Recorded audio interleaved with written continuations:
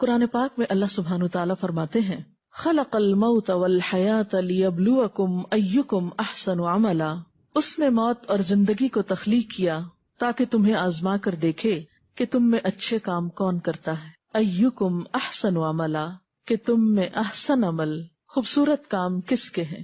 سوال یہ پیدا ہوتا ہے کہ احسن عمل یا اچھا کام کون سا کام ہے؟ احسن عمل کی تعریف کیا ہے؟ احسن عمل کے لیے 2 شرائط کا ہونا بے حد ضروری ہے. نمبر 1 کہ وہ کام اللہ کی رضا کے لیے ہو، اور نمبر 2 وہ رسول اللہ صلی اللہ علیہ وسلم کے بتائے ہوئے طریقے کے مطابق ہو. تو گویا جس عمل میں اخلاص نہیں وہ عمل اچھا نہیں. ملاوٹ والا کام اللہ کو پسند نہیں، اور اسی طرح اپنے حبیب محمد صلی اللہ علیہ وسلم کے طریقے سے ہٹا ہوا کوئی کام، خواہ وہ کتنا ہی بڑا کام ہو، وہ بھی اس کو پسند نہیں. اس لیے کہ اس کی نظر میں اسوہ حسنہ، خوبصورت نمونہ تو اللہ کے رسول صلی اللہ علیہ وسلم کی زندگی میں ہے. یعنی اخلاص یا حسن نیت کے بارے میں آج ہم گفتگو کریں گے. اخلاص کا لفظ عربی زبان کا لفظ ہے، خے لام صاد اس کا روٹ ہے. اردو زبان میں بھی ہم اس مادے سے نکلے ہوئے بہت سے الفاظ استعمال کرتے ہیں، مثلا خالص، مخلص، خلوص وغیرہ. تو اخلاص کا معنی ہوتا ہے کہ انسان اپنی گفتگو، اپنے عمل، اپنی جد و جہد، اپنی دوڑ دھوپ، ان ساری چیزوں کو اللہ کی رضا کے تابع کر لے.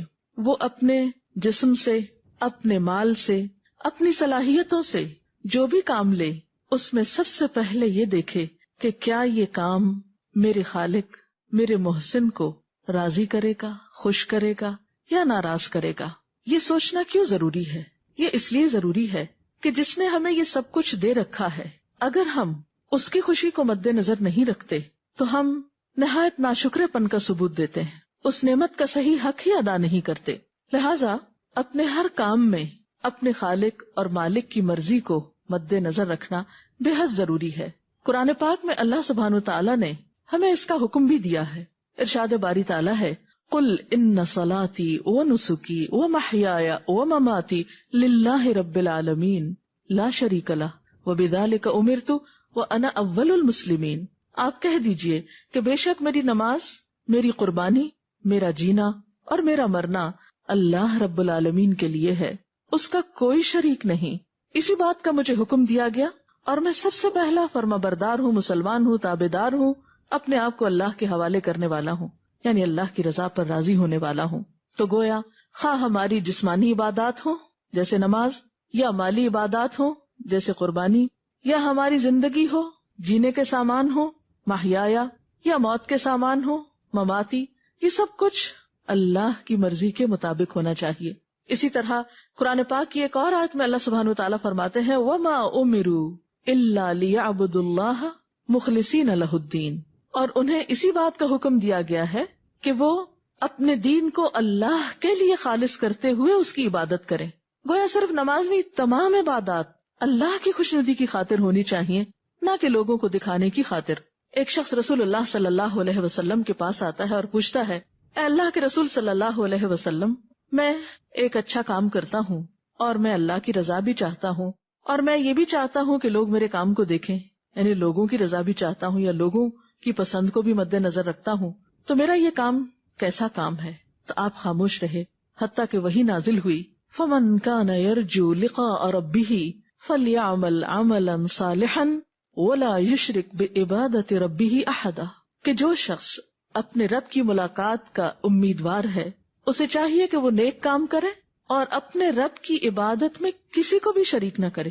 یعنی جو کام اللہ کے لیے کر رہا ہے اس میں پھر انسانوں کی رضا یا انسانوں کی خوشنودی یا انسانوں کا دکھاوا شامل نہ ہو، اور کوئی عمل اس وقت تک نیک عمل کہلا نہیں سکتا جب تک کہ اس کے لیے اس شرط کو پورا نہ کیا جائے.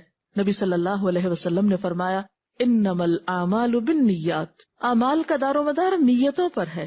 اگر نیت درست نہیں تو عمل بھی درست نہیں، اور اگر نیت اچھی ہے، سوچ اچھی ہے، اللہ کی رضا مطلوب و مقصود ہے، تو اس عمل کی خواہ وہ چھوٹا سا عمل ہی کیوں نہ ہو، اس کی قدر و قیمت کئی درجے بڑھ جاتی ہے. اسی لیے نبی صلی اللہ علیہ وسلم نے نیت کو خالص کرنے والوں کے لیے خوشخبری سنائی ہے کہ طوبی للمخلصین، خوشخبری ہے ان لوگوں کے لیے جو اپنا کام محض اللہ کی رضا کے لیے خالص کرتے ہوئے کرتے ہیں۔ اس کے برعکس اگر کوئی شخص بدنیت ہوتا ہے، بظاہر نیکی کا بہت بڑا کام کر رہا ہے، لیکن مقصود اس کا دنیا کی شہرت کمانا ہے یا لوگوں کو خوش کرنا ہے یا لوگوں میں شہرت پانا ہے، تو ایسا عمل اللہ تعالیٰ کے ہاں قابل قبول نہیں۔ اسی لیے ہم دیکھتے ہیں کہ نبی صلی اللہ علیہ وسلم نے ایسے کاموں کو ناپسندیدہ قرار دیا، اور قرآن پاک میں ایسے کاموں کو منافقین کے کام بتائے گئے۔ ایسا کرنا دراصل ریاکاری کہلاتا ہے، یعنی بظاہر ایک نیک کام کرنا، لوگوں کو یہ بتانا کہ یہ کام اللہ کی خاطر ہے، حالانکہ وہ اللہ کے لیے نہ ہو، لوگوں کو دکھانے کے لیے ہو، تو ایسے کام کو ریاکاری والا کام کہیں گے، دکھاوے کا کام کہیں گے، اور یہ صفت مومنین کی نہیں ہوا کرتی، منافقین کی ہوتی ہے۔ ایسا کرنے والا دراصل دوسروں کو دھوکہ دے رہا ہوتا ہے، اور کوئی بھی شخص اللہ تعالیٰ کو دھوکہ نہیں دے سکتا۔ قرآن پاک میں آتا ہے ان المنافقین یخادعون اللہ وہو خادعهم وَإِذَا قَامُوا إِلَى الصَّلَاةِ قَامُوا كُسَالَىٰ يُرَاءُونَ النَّاسَ وَلَا يَذْكُرُونَ اللَّهَ إِلَّا قَلِيلًا، کہ منافق اللہ کو دھوکہ دیتے ہیں اور وہ ان کو دینے والا ہے، یعنی اللہ تعالیٰ کو کوئی دھوکہ نہیں دے سکتا۔ اور جب وہ نماز کے لیے جاتے ہیں تو سستی کے مارے، یعنی نماز کو ان کا دل نہیں چاہتا، اور وہ دکھاوا کرتے ہوئے جاتے ہیں، یعنی کبھی پڑھ بھی لیتے ہیں تو صرف یہ لوگوں کو بتانے کے لیے کہ ہاں ہم بہت نماز پڑھتے ہیں، اور وہ اللہ کو کچھ بھی یاد نہیں کرتے، یعنی نماز کے دوران بھی وہ اللہ کا ذکر نہیں کر رہے ہوتے، وہ ادھر ادھر دنیا کی باتیں سوچ رہے ہوتے ہیں۔ تو اس لیے یہ بات بے حد ضروری ہے کہ انسان کی ساری عبادات اللہ کے لیے خالص ہو۔ نبی صلی اللہ علیہ وسلم نے ایک اور موقع پر فرمایا ان اخوف ما اخاف علیکم الشرک الاصغر، کہ جس چیز کے بارے میں بہت زیادہ ڈرتا ہوں کہ تمہارے اندر آ جائے گی وہ شرک اصغر ہے، چھوٹا شرک۔ قالوا، لوگوں نے کہا وما الشرک الاصغر یا رسول اللہ، اے اللہ کے رسول صلی اللہ علیہ وسلم وہ شرک اصغر کیا ہے؟ قال الریا، فرمایا وہ دکھاوا ہے، ریاکاری ہے۔ قیامت کے دن اللہ تعالیٰ جب لوگوں کو ان کے اعمال کی جزا دے گا تو ریاکاروں کو کیا فرمائے گا کہ جن کی خاطر تم نے یہ کام کیے تھے یا جن کو دکھانے کے لیے سب کچھ کیا تھا، یہ تم انہی کے پاس لے جاؤ اور ان سے ان اعمال کا بدلہ پاؤ، کیونکہ میرے پاس تمہارے لیے ان اعمال کی کوئی جزا نہیں، کیونکہ یہ کام تم نے میرے لیے کیے ہی نہیں ہے۔ تو یہ بات انتہائی ضروری ہے کہ انسان جب بھی کوئی کام کرے اللہ کی رضا کے لیے کرے۔ بعض اوقات ایسا ہوتا ہے کہ انسان ایک اچھا کام کرتا ہے، اللہ کی خاطر کرتا ہے، چھپا کے کرتا ہے، لیکن پھر بھی لوگوں کو پتا چل جاتا ہے اور لوگ تعریف کرنے لگتے ہیں۔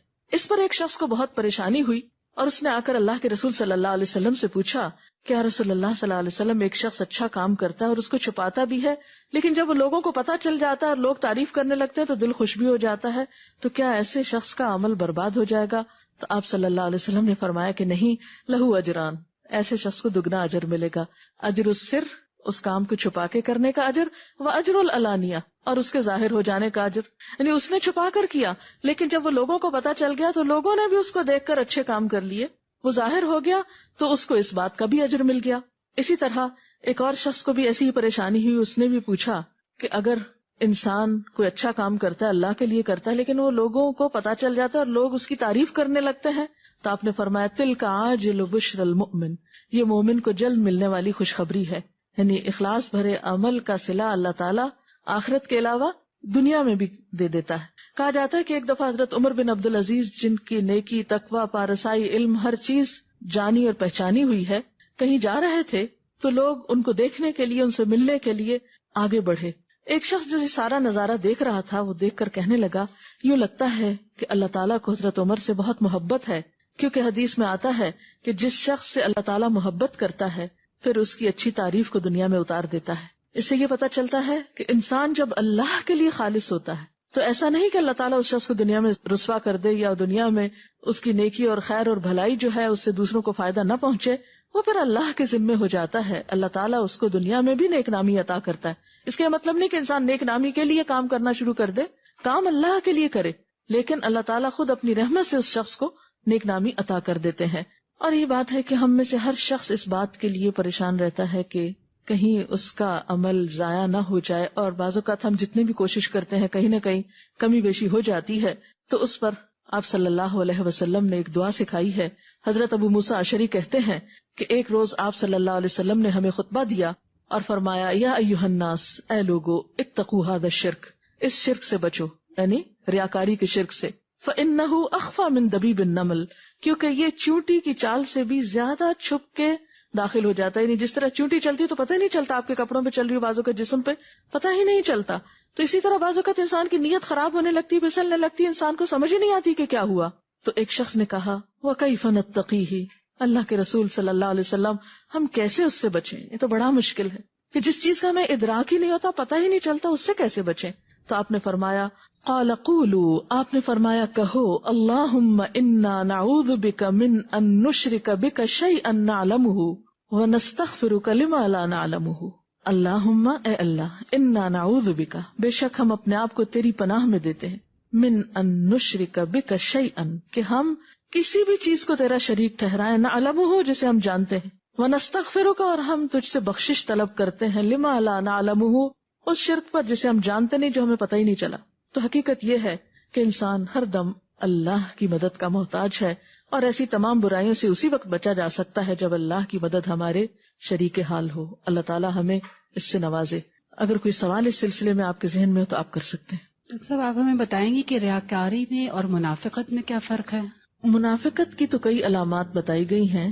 بنیادی طور پر ریاکاری جو ہے وہ اخلاص کے منافی ہے، اور منافقت جو ہے وہ بھی اخلاص کی ضد ہے. منافق شخص اللہ تعالیٰ کے ساتھ جب اپنا معاملہ صاف نہیں رکھتا تو لوگوں کے ساتھ بھی اس کا معاملہ اخلاص پر مبنی نہیں ہوتا. منافقت میں تو جھوٹ، بدعہدی، امانت میں خیانت، یہ تمام چیزیں آتی ہیں، اور یہ تمام صفات اسی شخص کی ہو سکتی ہیں جس کے دل میں خدا کا خوف نہ ہو. اور خدا کا خوف اخلاص ہی سے پیدا ہوتا ہے کہ جس شخص کے اندر یہ یقین ہو کہ میرا رب مجھے ہر جگہ دیکھ رہا ہے اور اس سے کوئی چیز بھی چھپی ہوئی نہیں، تو اس بنیاد پر وہ ان تمام چیزوں سے بچنے کی بھی کوشش کرتا ہے جو منافقت کے اندر آتی ہیں. نیت کا تعلق انسان کے دل سے ہے، اور دل کی حالت کبھی یکساں نہیں رہتی، تو اس عمل میں اکثر اوقات نیت بدلتی رہتی ہے، تو کیا سارے اعمال ضائع ہوتے رہتے ہیں؟ اس سلسلے میں بات یہ ہے کہ اللہ تعالیٰ سے اچھی توقع رکھنی چاہیے، اچھی امید رکھنی چاہیے. یہ آپ نے درست فرمایا کہ دل ایک حال میں نہیں رہتا، بدلتا رہتا ہے. آپ اچھی نیت کرتے ہیں اور ابھی کام مکمل نہیں ہوتا کہ نیت بھی ساتھ ہی بدلنے لگتی ہے. تو ایسی صورت میں مایوس ہونے سے بچیں اور اللہ تعالیٰ سے خیر کی توقع رکھیں، اور جو ہی احساس ہو کہ نیت میں کچھ فرق آنے لگا ہے پھر پلٹ آئیں. توبہ کا مطلب ہی پلٹنا ہے، بار بار بار پلٹنا ہے، کیونکہ جب انسان کسی جگہ پر پھسلتا ہے تو پھر وہیں بیٹھ نہیں جاتا بلکہ پھر سنبھلتا ہے. تو نیت کی پھسلن کا شکار ہو کر بھی انسان کو ساتھ ساتھ سنبھلتے رہنا چاہیے، اور کوشش کرتے رہنے سے انسان کافی حد تک اس پر قابو پا لیتا ہے، اگرچہ اتنا آسان نہیں. سفیان ثوری کہتے ہیں کہ سب سے زیادہ مجھے جس چیز کے کرنے میں مشکل پیدا ہوئی یا جو مجھے مشکل لگی وہ نیت کی درستگی تھی. یعنی بہت سی برائیوں پہ قابو پا لیا، لیکن نیت کی اصلاح، اس پر سب سے زیادہ محنت کرنا پڑی. اور یہ نیت کی درستگی انسان کو ایک باشعور انسان بناتی، ایک الرٹ انسان بناتی ہے جو ہر وقت چوکنا رہتا ہے، محتاط رہتا ہے. ضرورت مند لوگوں میں اگر غیر مسلم آ جائیں تو کیا اس میں بھی ہمیں اللہ کی رضا کا خیال رکھنا چاہیے اور اپنی نیت خالص رکھنی چاہیے؟ جی ہاں، انسان نیکی خواہ کسی مسلمان کے ساتھ کرے یا غیر مسلم کے ساتھ کرے، کسی انسان کے ساتھ کرے یا جانور کے ساتھ کرے، اپنے کے ساتھ کرے یا پرائے کے ساتھ کرے، دوست کے ساتھ کرے یا دشمن کے ساتھ کرے، بھلائی کسی کے ساتھ بھی جب انسان کرتا ہے تو اس بھلائی کو اللہ کی خاطر کرنا چاہیے، کسی انسان پر احسان جتانے کے لیے نہیں، کیونکہ احسان جتانا نیکی کو ضائع کر دیتا ہے. قرآن پاک میں اللہ تعالیٰ فرماتے ہیں لا تبطلوا صدقاتکم بالمن والاذی، احسان جتا کر، اذیت دے کر اپنے صدقات کو ضائع نہ کرو. تو احسان جتانا یعنی نیکی کرنے کے بعد بار بار احساس دلانا کہ میں نے تمہارے ساتھ بہت کچھ کیا ہے، اس سے نیکی ضائع ہو جاتی ہے. کسی کے ساتھ بھی بھلا کریں، اللہ ہی کی خاطر کریں، اس کی جزا کی توقع اسی سے رکھیں. ڈاکٹر صاحبہ، مجھے پوچھنا تھا کہ اگر کسی کو سکھانے کے لیے نیکی کی جائے تو اس میں پھر کس طرح اپنی نیت پہ کنٹرول کیا جائے؟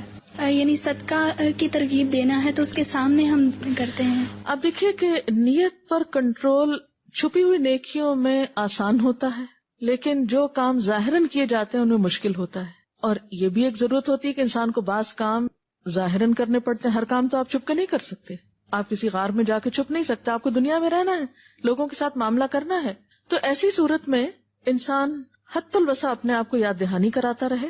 قرآن پاک میں اللہ تعالیٰ فرماتے ہیں ان تبدوا الصدقات فنعما ہی، اگر تم دکھا کے بھی صدقہ دو تو وہ کتنا اچھا ہے. دکھانے سے مراد ریاکاری کر کے نہیں، مطلب ظاہراً بھی دو، تو کیونکہ آپ کو دیکھ کے اور لوگوں کو بھی خیال آئے گا اور بھی سیکھیں گے. لیکن اس میں پھر انسان تجدید نیت کرتا رہے. اگر اپنے اعمال کے بارے میں ریاکاری کا خیال بہت آئے یا اپنے منافق ہونے کا وسوسہ بہت تنگ کرے تو کیا کرنا چاہیے؟ اس وسوسے کو جھٹک دینا چاہیے، کیونکہ ایسی منفی سوچیں انسان کو عمل سے دور کر دیتی ہیں۔ کسی بھی غلط کام کا احساس اس حد تک تو اچھا ہے کہ انسان اپنی اصلاح کر لے، لیکن اگر کوئی بھی خیال انسان کو عمل سے دور کر دے، عمل سے روک دے، تو وہ خیال پھر انسان کے لیے ایک وبال جان ہے، اس سے پناہ مانگنی چاہیے۔ اگر نماز میں اکثر خیالات آتے ہیں، منفی سوچ آ جاتی ہیں، تو نماز تو فاسد نہیں ہوتی ہے ہماری سے؟ یعنی نماز کے دوران اگر انسان کو وسوسے آئے تو کیا نماز فاسد ہو جاتی؟ یہ ہے سوال آپ کا؟ نہیں، ان خیالات پر انسان کی پکڑ نہیں ہے جن پر انسان کا اختیار نہیں ہے۔ یعنی آپ جان بوجھ کے نہیں سوچے چلے جا رہے، خیال آ گیا اور چلا گیا۔ جس چیز سے منع کیا گیا وہ یہ کہ انسان جان بوجھ کر خیال لا کے پھر اس کو فالو کرے اور سوچتا ہی چلا جائے اور پورا نماز کے اندر ایک کہانی گھڑ لے، تو یہ بات درست نہیں ہے۔ خیال آئے جھٹک دے، آئے جھٹک دے، اور بار بار اپنے آپ کو اللہ کی طرف متوجہ کرتا رہے۔ اللہ تعالیٰ کا لاکھ لاکھ شکر ہے کہ ایک بار پھر رمضان المبارک اپنی رحمتوں اور برکتوں کے ساتھ ہم پر سایہ فگن ہے۔ رمضان المبارک اللہ تعالیٰ کی خاص نعمتوں میں سے ایک نعمت ہے۔ یہ وہ مبارک مہینہ ہے جس میں قرآن پاک نازل ہوا۔ رسول اکرم صلی اللہ علیہ وسلم صحابہ کرام کو ان الفاظ میں رمضان کی خوشخبری دیا کرتے تھے۔ ایک روایت میں آتا ہے، آپ صلی اللہ علیہ وسلم نے فرمایا، اتاکم رمضان شہر برکت یغنیکم اللہ فیہ فینزل الرحمہ ویحط الخطایا ویستجیب الدعاء ینظر اللہ الى تنافسکم فیہ فیباہی بکم ملائکتہ فأروا اللہ من انفسکم خیرا فإن الشقی من حرم فیہ رحمت اللہ۔ تمہارے پاس رمضان جیسا بابرکت مہینہ آیا ہے، اللہ تعالیٰ اس مہینے میں تمہیں اپنی رحمت سے ڈھانپ لیتا ہے، تمہاری بخشش فرماتا ہے، تمہاری دعاؤں کو قبول فرماتا ہے، تمہارے ذوق و شوق کو دیکھتا ہے اور تمہاری وجہ سے فرشتوں پر فخر فرماتا ہے۔ پس تم بھی اپنی طرف سے اللہ تعالیٰ کو بھلائی دکھاؤ، یعنی نیکیوں میں آگے بڑھو۔ بے شک وہ شخص نہایت بدبخت ہے جو اس مہینے میں اللہ کی رحمت سے محروم رہا۔ تو اللہ تعالیٰ سے دعا ہے کہ اللہ تعالیٰ ہمیں اس مہینے کی رحمتوں اور برکتوں سے صحیح طور پر فائدہ اٹھانے کی توفیق دے۔ یہ فائدہ ہم اسی وقت اٹھا سکتے ہیں جب ہم ذہنی طور پر، عملی طور پر اس مہینے میں زیادہ سے زیادہ نیکی کے کام کرنے کی تیاری بھی کریں۔ تو ابتدائے رمضان کے موقع پر یہ بات مناسب معلوم ہوتی ہے کہ ہم ایک بار پھر رمضان کی یادوں کو دہرا لیں اور اس بارے میں اللہ اور اس کے رسول صلی اللہ علیہ وسلم کے ارشادات اور فرامین کو اپنے سامنے رکھیں۔ رسول اکرم صلی اللہ علیہ وسلم نے شعبان کے آخری دن ایک مرتبہ خطبہ ارشاد فرماتے ہوئے صحابہ کرام کو رمضان اور اس میں کرنے والے کاموں کے بارے میں کچھ اس انداز سے نصیحتیں فرمائی۔ یا ایھا الناس قد اظلکم شہر عظیم شہر مبارک شہر فیہ لیلۃ خیر من الف شہر جعل اللہ صیامہ فریضۃ وقیام لیلہ تطوعا من تقرب فیہ بخصلۃ من الخیر کان کمن ادى فریضۃ فیما سواہ ومن ادى فریضۃ فیہ کان کمن ادى 70 فریضۃ فیما سواہ۔ اے لوگو، تم پر ایک بڑے مرتبے والے مہینے نے سایہ کیا ہے، وہ بہت برکت والا مہینہ ہے۔ اس مہینے میں ایک رات ایسی ہے جو 1000 رات سے بہتر ہے۔ اللہ تعالیٰ نے اس کے روزے فرض قرار دیے ہیں اور اس کی راتوں کے قیام کو نفل قرار دیا ہے۔ جو شخص اس مہینے میں کسی نیک عادت کے ساتھ اللہ تعالیٰ کا قرب تلاش کرے تو اللہ تعالیٰ اس شخص کو اس نفل کا ثواب اتنا عطا کرتے ہیں جتنا دوسرے مہینے کے فرض کا ثواب ہوتا ہے۔ اور اگر کوئی شخص اس مہینے میں ایک فریضہ ادا کرتا ہے تو اس کو دوسرے مہینے کے 70 فرائض کے برابر اجر عطا ہوتا ہے۔ آپ صلی اللہ علیہ وسلم نے فرمایا، وَهُوَ شَهْرُ الصَّبْرِ، اور یہ صبر کا مہینہ ہے۔ وَالصَّبْرُ ثَوَابُهُ الْجَنَّةُ، اور صبر کا بدلہ تو جنت ہے۔ وَشَهْرُ الْمُوَاسَاةِ، اور ایک دوسرے سے ہمدردی کرنے کا مہینہ ہے، غمخواری کرنے کا مہینہ ہے، کیونکہ انسان روزے کی حالت میں خود بھوک پیاس محسوس کرتا ہے تو اسے ان لوگوں کی بھوک پیاس محسوس ہوتی ہے جو اپنی روزی پوری طرح کما نہیں سکتے، اپنی ضروریات زندگی پوری کرنے سے قاصر ہیں، لہٰذا انسان کی توجہ خود بخود ان کی طرف جاتی ہے۔ پھر فرمایا وَشَهْرٌ يُزَادُ فِيهِ رِزْقُ الْمُؤْمِنِ، یہ وہ مہینہ ہے جس میں مومن کی روزی بڑھا دی جاتی ہے۔ اس مہینے میں من فطر فیہ صائمن، جس نے کسی روزہ دار کا روزہ کھلوایا، اس کو افطار کرایا، کان لہ مغفرۃ لذنوبہ، تو یہ افطاری اس کے گناہوں کی بخشش کا ذریعہ بنے گی۔ یعنی روزہ رکھنے کے علاوہ روزہ افطار کرانے کا اتنا ثواب ہے کہ اس سے انسان کے گناہوں کی بخشش ہوگی۔ وعتق رقبتہ من النار، اور یہ افطاری اس کی گردن کو آگ سے رہا کرانے کا ذریعہ بنے گی۔ وَكَانَ لَهُ مِثْلُ أَجْرِهِ مِنْ غَيْرِ أَنْ يُنْتَقَصَ مِنْ أَجْرِهِ شَيْءٌ، اور روزہ افطار کرانے والے کو بھی اتنا ہی اجر ملے گا، اتنا ہی ثواب ملے گا جتنا ثواب روزہ رکھنے والے کو ملے گا۔ یعنی افطار کرانے والے کو افطار روزہ رکھنے والے کے اجر کے برابر اجر ملے گا۔ نبی صلی اللہ علیہ وسلم جب افطار کرانے کی یہ فضیلت بیان فرما رہے تھے تو اس پر صحابہ کرام نے عرض کیا، قلنا یا رسول اللہ صلی اللہ علیہ وسلم، ہم نے عرض کیا اے اللہ کے رسول صلی اللہ علیہ وسلم، ہم سب لوگ اتنی چیزیں نہیں پاتے کہ دوسروں کا روزہ بھی افطار کرا سکے، یعنی ہمارے پاس تو بس اتنا ہوتا ہے کہ ہم اپنی ضرورت پوری کریں، دوسروں کو کیسے افطار کرائیں۔ تو اس پر آپ صلی اللہ علیہ وسلم نے فرمایا کہ اللہ تعالیٰ اس شخص کو بھی اتنا ہی ثواب دیتے ہیں جو کسی کا روزہ لسی کے گھونٹ سے یا پانی کے گھونٹ سے افطار کراتا ہے، یا پھر کھجور کے ایک ٹکڑے سے۔ یعنی ضروری نہیں کہ کسی بہت بڑی دعوت کا ہی اہتمام کیا جائے، معمولی چیز کے ساتھ بھی اگر کوئی شخص کسی دوسرے کا روزہ افطار کراتا ہے تو اس کو بھی اتنا بڑا اجر و ثواب ملتا ہے۔ پھر اسی طرح آپ نے یہ بھی فرمایا کہ جو شخص کسی روزہ دار کو پیٹ بھر کے کھانا کھلائے تو اسے اللہ تعالیٰ میرے حوض یعنی حوض کوثر سے سیراب کرے گا، جس کے بعد وہ کبھی پیاسا نہ ہوگا یہاں تک کہ جنت میں داخل ہو جائے۔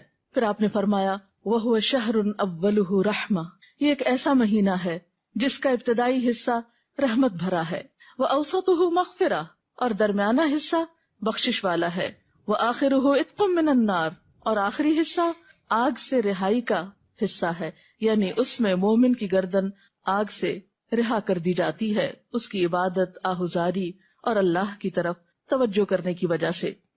اور اس کے ساتھ آپ نے یہ تلقین بھی فرمائی کہ جو شخص اس مہینے میں اپنے غلام سے کم کام لے گا، یعنی تھوڑی خدمت لے گا، اللہ تعالیٰ اس کے بدلے اس کو بخش دے گا اور اسے جہنم سے آزاد کرے گا۔ گویا غمخواری کے اس مہینے میں غمخواری صرف باہر کے لوگوں کے ساتھ ہی نہیں، اپنے گھر کے خادموں اور نوکروں کے ساتھ بھی، کیونکہ سب سے زیادہ انسان کی خیر و بھلائی کے مستحق اس کے قریب کے لوگ ہوتے ہیں۔ تو گویا رمضان المبارک نیکیوں کا موسم بہار ہے۔ یہ مہینہ جسے شہر مبارکن کہا گیا، مبارک مہینہ، شہر عظیم کہا گیا، عظیم مہینہ، جسے شہر برکہ کہا گیا، برکت والا مہینہ، شہر الصبر، صبر کا مہینہ، شہر المواسات، باہم ہمدردی اور غمخواری کرنے کا مہینہ، رحمت کا مہینہ، بخشش کا مہینہ، آگ سے نجات اور رہائی کا مہینہ۔ یہ ایک ایسا مہینہ ہے جس سے ہم میں سے کوئی بھی غافل نہیں ہو سکتا، اور غافل ہونا بھی نہیں چاہیے، کیونکہ اللہ تعالیٰ کی رحمتیں عام ہیں۔ محروم القسمت ہے وہ شخص جو اس مہینے کی خیر و بھلائی سے محروم رہ گیا اور اس نے اس مہینے میں بھی اللہ تعالیٰ کی طرف توجہ نہ کی اور نیکی کے اس موسم بہار سے فائدہ نہ اٹھایا۔ تو آئیے دیکھتے ہیں کہ اس مہینے سے ہم کس کس طریقے پر فائدہ اٹھا سکتے ہیں۔ خصوصی طور پر ہمیں کون سے کام ایسے کرنے چاہیے کہ جس سے ہم اس مہینے سے صحیح طور پر فائدہ اٹھا سکیں۔ اگر دیکھا جائے تو ہمارا دین دو بڑے کاموں کا مجموعہ ہے۔ ایک طرف ہمیں اپنے رب کے حقوق ادا کرنا ہے جس نے ہمیں پیدا کیا، جس نے ہمیں زندگی جیسی نعمت دی اور بے شمار دیگر نعمتیں عطا کی، ہم اس کے احسان مند ہوں، اس کے حقوق ادا کریں۔ اور دوسری طرف ان انسانوں کے حقوق کی ادائیگی ہمارے دین کا ایک لازمی حصہ ہے، جن انسانوں کے ساتھ ہم اس زمین پر رہتے ہیں، جن کے ساتھ ہمارا دن رات رابطہ اور واسطہ ہوتا ہے، تعلق ہوتا ہے۔ اور ایک انسان کی زندگی اسی وقت پرسکون اور خوبصورت زندگی بن سکتی ہے، اور دوسری طرف اس زمین پر بسنے والے انسانوں کے ساتھ اچھا سلوک کرے، احسان کے ساتھ پیش آئے۔ جو انسان ان دونوں چیزوں کی طرف توجہ دیتا ہے وہی انسان دراصل ایک اعتدال کی زندگی بسر کرتا ہے، جس کے نتیجے میں انسان اس دنیا میں بھی سکون پاتا ہے اور دوسری زندگی یعنی آخرت کی زندگی بھی اس کی خوشگوار ہو سکتی ہے۔ تو آئیے دیکھتے ہیں کہ اس مہینے میں کرنے کے کام کیا ہیں۔ سب سے پہلے حقوق اللہ تعالیٰ کے حقوق، اپنے خالق کے حقوق کی ادائیگی میں नंबर 1 नमाज है। नमाज दीन का सुतून है। एक मोमिन और काफिर के दरमियान फर्क है। नमाज नबी सल्लल्लाहु अलैहि वसल्लम के नजदीक आंखों की ठंडक है और ये एक हकीकत है कि इंसान के लिए सुकून हासिल करने का सबसे बड़ा जरिया नमाज है, जिसमें इंसान पाक साफ होकर पूरी यकसुई और तवज्जो के साथ अल्लाह ताला के हुजूर हाजिर होकर उसको याद भी करता है और उससे दुआएं भी करता है। और इस महीने में फर्ज नमाज के अलावा खुसूसी तौर पर नवाफिल का एहतमाम जरूरी है, जिनमें खुसूसन रात का क़याम तरावीह की शक्ल में या फिर तहज्जुद की शक्ल में, क्योंकि नबी सल्लल्लाहु अलैहि वसल्लम ने फरमाया, मन क़ाम रमदान ईमाना व एहतिसाबन गुफ़िर लहू मा तक़द्दम मिन ज़म्बिह, जिसने ईमान और एहतिसाब यानी अपना हिसाब करते हुए और अल्लाह ताला से अच्छे अजर की तवक्को रखते हुए सिर्फ अल्लाह की रजा की खातिर रात का क़याम किया, अल्लाह ताला उसके पिछले सब गुनाह माफ फरमा देंगे। तो इसलिए दिन को रोजा और रात को तरावीह की नमाज, नफल नमाज, इसका खास एहतमाम करना बेहद जरूरी है। रोजे और नमाज के अलावा खुसूसी तौर पर इस महीने में कुरान पाक से ताल्लुक कायम करना चाहिए, क्योंकि ये वो महीना है जिसमें कुरान पाक नाजिल हुआ। शहरु रमज़ान अल्लज़ी उन्ज़िल फ़ीहिल कुरआन, रमजान वो महीना है जिसमें कुरान पाक उतारा गया है। लिहाजा कुरान पाक से मुख्तलिफ तरीके पर आप ताल्लुक कायम कर सकते हैं। मसलन तिलावत के जरिए, रात को तरावीह में सुनकर, यानी आप ऐसी जगह पर तरावीह पढ़ें जहाँ कोई अच्छा कारी खूबसूरत अंदाज में क़िरात करता हो, यानी खुद तिलावत के अलावा कुरान का सुनना भी एक इबादत है, और खुसूसन नमाज के अंदर उसका पढ़ना और सुनना आम क़िरात से ज्यादा अजर सवाब का बायस है, क्योंकि क़यामत के दिन कुरान पाक इंसान के हक में सिफारिश करेगा और कहेगा कि अल्लाह, इसने मुझे क़याम की हालत में पढ़ा। फिर इसी तरह कुरान पाक जो कि हिदायत की किताब है, इसलिए तिलावत अजर की खातिर और सवाब की खातिर करने के अलावा, बरकत की खातिर करने के अलावा उसका समझना बहुत जरूरी है। अल्लाह सुब्हानहु व तआला फरमाते हैं, किताबुन अंज़लनाहु मुबारकुन लियद्दब्बरू आयातिह, ये एक किताब है जिसे हमने उतारा है ताकि लोग इसकी आयात में गौर व फिक्र करें। वलियतज़क्कर उलुल अलबाब, और ताकि अक्लमंद लोग इससे सबक हासिल करें, नसीहत पकड़ें। ज़ालिकल किताबु ला रैब फ़ीह हुदल लिल मुत्तक़ीन, ये किताब जिसमें कोई शक नहीं मुत्तकी लोगों की हिदायत के लिए आई है, ये एक गाइड बुक है। लिहाजा इस महीने में हमें कुरान पाक को समझकर पढ़ने की भी कोशिश करनी चाहिए, क्योंकि इबादत का महीना है और इल्म का सीखना सिखाना बेहतरीन इबादत है, क्योंकि एक आलिम को आबिद पर फजीलत हासिल है। तो रोजे की हालत में जहाँ आप इबादत की तरफ तवज्जो देते हैं, वहाँ अफजल तरीन इबादत कुरान के सीखने और सिखाने की तरफ भी तवज्जो कीजिए। नबी सल्लल्लाहु अलैहि वसल्लम ने फरमाया, खैरुकुम मन तअल्लमल कुरआन व अल्लमहु, तुम में बेहतरीन है वो लोग जो कुरान सीखें और सिखाएं। लिहाजा जो लोग कुरान जानते हैं, यानी उसका तर्जुमा जानते हैं, उसका मफहूम जानते हैं, वो ऐसी मजलिसें कायम करें कि जिसमें दूसरे लोगों तक कुरान का पैगाम पहुंचा सकें। और इसी तरह जो लोग नहीं जानते, वो खास तौर पर ऐसे उलमा और ऐसे लोगों के हलकों में हाजिर हों और वहाँ कुरान सीखें, ताकि उनकी जिंदगी में भी कुरान की खैर बरकत नजर आए। क्योंकि अल्लाह ताला इस किताब के जरिए कुछ कौमों को बुलंदी अता करते हैं और कुछ कौमों को जलील और रुस्वा कर देते हैं। तो कुरान जैसी नेमत के होते हुए अगर कोई शख्स इस रहमत और बरकत से फायदा नहीं उठाता, तो वो खुद अपना नुकसान करता है। और रमजानुल मुबारक कुरान की तरफ रुजू करने के लिए एक बेहतरीन महीना है। कुरान पाक के साथ ताल्लुक के अलावा खुसूसी तौर पर दुआओं का एहतमाम करना चाहिए। रोजे की हालत में दुआ कबूल होती है, सहरी के वक्त दुआ कबूल होती है, इफ्तार के वक्त दुआ कबूल होती है। एक हदीस का मफहूम कुछ इस तरह है कि इफ्तार के वक्त की दुआ रद्द नहीं की जाती। इसलिए खुसूसी तौर पर घरों में खवातीन अपने बच्चों को, अहले खाना सबको इफ्तार से पहले दुआ की तरफ मुतवज्जे करें, ताकि उन बरकत के लम्हात से फायदा उठाया जाए। इसी तरह कुरान पाक की तिलावत के बाद दुआ कबूल होती है, जो आम दिनों के मुकाबले में रमजान में ज्यादा की जाती है। फिर इसी तरह नमाजों के बाद, नवाफिल के बाद, यानी बहुत सारे मौके आपको रमजान में ऐसे मिलेंगे जो दुआ की कबूलियत के होंगे। उन मौके से फायदा उठाइए और खूब खूब दुआएं कीजिए, और उसमें अपने लिए, अपने अहले खाना के लिए, अपने अहले वतन के लिए, मिल्लत इस्लामिया के लिए और दुनिया भर के इंसानों के लिए खूब खूब दुआएं कीजिए। क्योंकि जब इंसान दूसरों के लिए दुआ करता है तो अल्लाह ताला उस शख्स के लिए फरिश्ता मुकर्रर कर देते हैं जो आमीन कहता है और साथ उस शख्स के लिए दुआ करता है जो किसी दूसरे के लिए दुआ में मशगूल होता है। और वैसे भी किसी के लिए गायबाना तौर पर दुआ करना जो है वो भी एक कबूलियत का बायस बनता है। फिर नमाज, تلاوت، دعا، ان چیزوں کے علاوہ صدقہ خیرات کی طرف خاص طور پر توجہ دینے کی ضرورت ہے، اور خصوصاً اگر رمضان کے مہینے میں زکوٰۃ ادا کی جائے جو صاحب نصاب لوگ ہیں تو وہ عام مہینوں کے مقابلے میں اس مہینے میں ادائیگی کی وجہ سے زیادہ اجر و ثواب پا سکتے ہیں۔ اور یاد رکھیے کہ زکوٰۃ اسلام کے فرائض میں سے ایک اہم فریضہ ہے۔ حضرت ابوبکر صدیق رضی اللہ تعالی عنہ نے ان لوگوں کے خلاف اعلان جنگ کیا جنہوں نے جو کلمہ پڑھتے تھے لیکن انہوں نے زکوٰۃ دینے سے انکار کیا تھا۔ قرآن پاک میں 82 مقامات پر نماز کے ساتھ زکوٰۃ کا ذکر بھی آیا ہے۔ یہ ایک اہم فریضہ ہے، اور یہ حقیقت ہے کہ اگر مالدار لوگ اپنے مال میں سے صحیح طور پر زکوٰۃ نکالیں تو اس ملک میں کوئی غریب نظر نہ آئے۔ یہ دوسروں کا حق ہے جو اللہ نے مالدار لوگوں کے مال کے اندر رکھ دیا ہے۔ اب ان کی آزمائش ہے کہ وہ اس حق کو حقداروں کی طرف لوٹاتے ہیں یا نہیں۔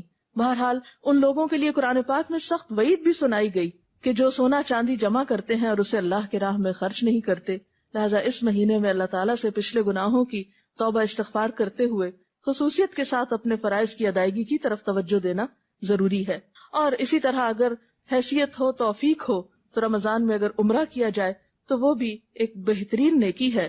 نبی صلی اللہ علیہ وسلم نے رمضان کے عمرے کو اپنے ساتھ حج کے برابر قرار دیا، یعنی جیسے کوئی شخص نبی صلی اللہ علیہ وسلم کی ہمراہی میں حج ادا کر رہا ہو، یعنی اتنا اجر و ثواب کا کام بتایا۔ پھر اسی طرح آخری عشرے کو خصوصی طور پر عبادت میں گزاریے۔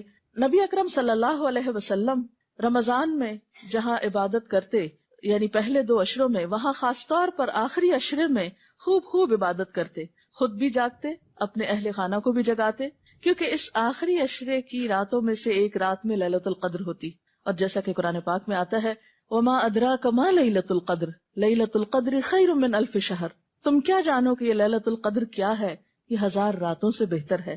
لہٰذا اس رات کی خاص طور پر تلاش کرنی چاہیے، اس کا اہتمام کرنا چاہیے۔ اس رات میں جو بھی شخص اللہ سے ثواب کی امید رکھتے ہوئے قیام کرے گا، اللہ تعالیٰ اس کے پچھلے سارے گناہ معاف فرما دیں گے۔ اور اگر توفیق ہو تو آخری عشرے میں نبی صلی اللہ علیہ وسلم کی سنت پر عمل کرتے ہوئے اعتکاف کا اہتمام بھی کرنا چاہیے۔ اللہ تعالیٰ سے دعا ہے کہ وہ ہمیں بہترین نیکیوں کی توفیق دے اور اس رمضان کو ہماری بخشش کا ذریعہ بنا دے اور ہمیں پچھلے گناہوں کے کفارے کی توفیق عطا کر دے۔ اگر آپ میں سے کوئی آج کی اس ٹاک کے بارے میں، گفتگو کے بارے میں کوئی سوال کرنا چاہے تو یو آر ویلکم۔ جی ڈاکٹر صاحبہ، جیسا کہ ابھی آپ نے فرمایا کہ ہمارے دین میں 2 بنیادی چیزیں جو بہت اہم ہیں، وہ ان میں سے ایک حقوق اللہ اور دوسرا حقوق العباد، ان دونوں میں توازن کس طرح رکھا جا سکتا ہے؟ کیونکہ عام طور پہ دیکھا یہ گیا ہے کہ انسان ایک طرف ہو کے رہ جاتا ہے، اس کی طرف آپ کچھ وضاحت کریں گے؟ حقوق اللہ اور حقوق العباد میں توازن قائم کرنا بے حد ضروری ہے، کیونکہ اگر کوئی شخص اللہ تعالیٰ کے حقوق کو ضائع کرتا ہے، یعنی نماز روزے سے غفلت برتتا ہے اور صرف انسانوں کی خدمت کرتا ہے، تو یہ بھی کافی نہیں، کیونکہ جس کے ہم پر احسانات ہیں ہم نے اسی کا احسان نہیں مانا، تو دوسرے انسانوں پر احسان کرنا پھر کافی نہیں۔ اور کچھ لوگ ایسا ہیں کہ جو حقوق اللہ کی ادائیگی تو کرتے ہیں لیکن حقوق العباد سے غفلت اختیار کرتے ہیں۔ تو ان دونوں میں توازن کے لیے ٹائم مینجمنٹ کی بہت ضرورت ہے۔ اللہ تعالیٰ نے ہمارے اوپر بہت احسان فرمایا کہ ہماری عبادات کے اوقات مقرر کر دیے، مثلا نمازوں کے اوقات مقرر ہیں، روزے کے لیے 1 مہینہ مقرر ہے، حج کا وقت مقرر ہے۔ تو ہم دیکھتے ہیں کہ اللہ تعالیٰ نے اپنے حقوق تو بہت کم ہم پہ رکھے۔ دن میں 5 اوقات میں نماز جو پڑھنا ہوتی ہے وہ ان کے اوقات اس مناسب طریقے سے رکھے گئے ہیں کہ ہمارے لیے کچھ بھی بوجھ نہیں ہے۔ دن کا ایک بڑا حصہ صبح کا وقت کام کے لیے رکھا گیا، شام میں نمازوں کے اوقات قریب ہیں، لیکن اس میں بھی ادائیگی کچھ مشکل نہیں۔ حقیقت یہ ہے کہ نماز انسان کو ایک اسٹرینتھ دیتی ہے، قوت دیتی ہے، اور اس کو مزید تیار کرتی ہے کہ وہ حقوق العباد کو اچھی طرح ادا کر سکے اور صرف اللہ کی رضا کے لیے ادا کرے۔ اور حقوق اللہ کی ادائیگی کے بعد انسان اپنے ذہن میں حقوق العباد کی فہرست رکھے، اس میں ان تمام افراد کی طرف توجہ رکھے جو اس کے دائرہ کار میں آتے ہیں اور ان کے لیے بھی اوقات مقرر کرے۔ نبی صلی اللہ علیہ وسلم کی ایک اور حدیث سے ہمیں پتہ چلتا ہے کہ آپ صلی اللہ علیہ وسلم نے ہمیں اس بات کی تعلیم دی ہے کہ ہر انسان کے پاس کچھ گھڑیاں ایسی ہوں جن میں وہ اپنے رب سے بات کرے، کچھ گھڑیاں ایسی ہوں جن میں وہ انسانوں کے حقوق ادا کرے، کچھ گھڑیاں ایسی ہوں کہ جس میں وہ سیکھنے سکھانے کا کام کرے۔ تو بہرحال ہمیں ان دونوں طرف ایکولی توجہ دینا ہوگی اور ان کے اوقات کی پابندی کرنا ہوگی۔ ہر شخص اپنی سہولت کے مطابق ایک ٹائم ٹیبل بنا سکتا ہے۔ ڈاکٹر صاحب، روزے کے 2 چیزیں بہت اہم ہیں، سحری کھانا اور افطار کرنا. ہم یہ دیکھتے ہیں کہ عموماً ہمارا ٹرینڈ جو ہے افطار کی طرف زیادہ جاتا ہے، اس کے اہتمام میں. کچھ سحری کی فضیلت کے بارے میں آپ ہمیں بتائیں گے؟ جی، یہ آپ نے درست فرمایا کہ عموماً ہمارے ہاں افطار کا تو بہت اہتمام کیا جاتا ہے، لیکن سحری کی طرف زیادہ توجہ نہیں دی جاتی. آپ نے فرمایا سحری کیا کرو، کیونکہ سحری کرنا بابرکت ہے، سحور میں برکت ہے. اور پھر ویسے بھی دیکھیے کہ سحری کے وقت دعائیں قبول ہوتی ہیں. اہل ایمان کی خصوصی صفت بتائی گئی، وَبِالْأَسْحَارِ هُمْ يَسْتَغْفِرُونَ.